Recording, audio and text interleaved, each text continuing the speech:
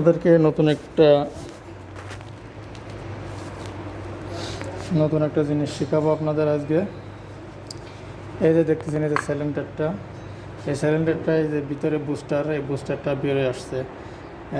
Break লাগানোর পরে এই বুস্টার এটা আর কি আপ ডাউন করে, ওকে, ভিতরে যায় বাইরে আসে ব্রেক মারলে, ঠিক আছে। মানে সিলিন্ডারটা পিস্টনটা বেরোয় আসছে, বুস্টার একেবারে বুস্টারটা ভিতরে ঢোকাতে হবে। এখন ভিতরে ঢোকাতে হবে, ভিতরে ঢোকাতে হলে এটা কী করতে হবে, এটা সিস্টেম আছে। এটা পুরনো একটা সাপাইপ, এটাকে এখানে রাখতে হবে।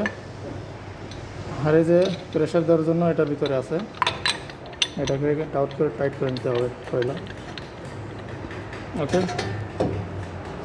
টাইট করে নিলাম। এবার এখন এই স্পানটা দিয়ে এটা টাইট করতে হবে। টাইট করলে এই দেখেন এটা ভিতরে ঢুকে যাবে,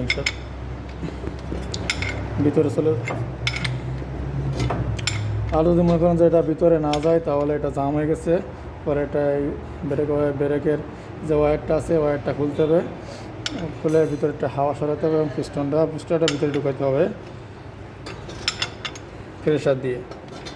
এক্ষেত্রে আপনি তুলনা করতে পারবেন, নিজেও করা যায় এটা। ইনশাল্লাহ বন্ধুরা, আপনারা নতুন একটা জিনিস শিখলেন। এটা অনেকে এটা পারে না, যদি অনেক কষ্ট হয়, সমস্যা হয়, ওকে। এই দেখেন, এই যে ভিতরে চলে গেছে, ব্যাস, এই যে ভিতরে চলে গেছে, দেখলেন একদম ভিতরে এটা চলে গেছে, ওকে। আমি এখন অন্য সাইডে যাব। সেম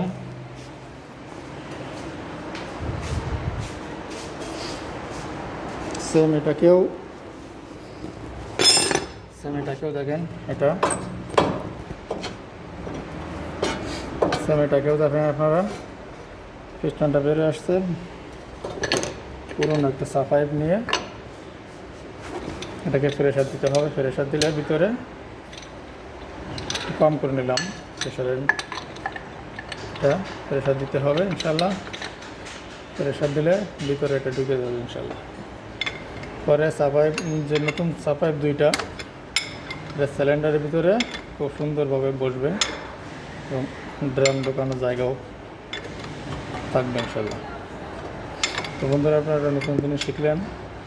আমার ভিডিওটা ভালো লাগলে অবশ্যই লাইক দিবেন এবং বেশি বেশি শেয়ার দিবেন ইনশাল্লাহ। অন্যরাও দেখতে পারে, ভিডিওটা দেখে শিখতে পারে এবং আরও কান্ট্রিতে যে যারা গাড়ির কাজে ইচ্ছুক, তারা অবশ্যই সহজভাবে করতে পারবেন, উপকৃত হবেন ইনশাল্লাহ। ভিতরে ঢুকে গেছে, ভিতরে নতুন সাপাইপটা বসতে পারবে ভালো করে।